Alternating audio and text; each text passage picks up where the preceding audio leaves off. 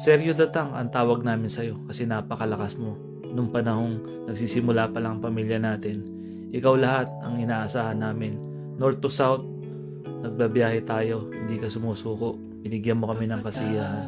Kinalakihan ka ni Red. Parang kapatid na nga ang turing niya sa'yo. Hindi ka man tao, pero tinuring ka namin pamilya. Pati ng pamilya. Ang dami mong natulungan. Ang dami mong hinatang. Mula sa nabalaho hanggang sa nadadaanan natin sa kaling walang masanggan. Inaangkas natin.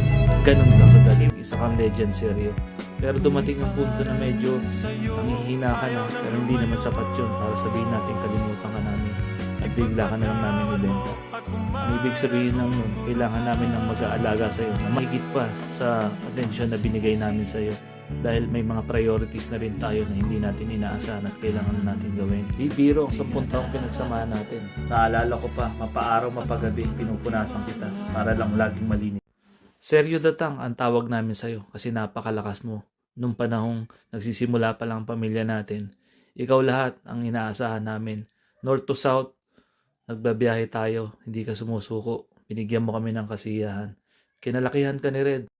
Parang kapatid na nga ang turing niya sa'yo. Hindi ka man tao, pero tinuring ka namin pamilya.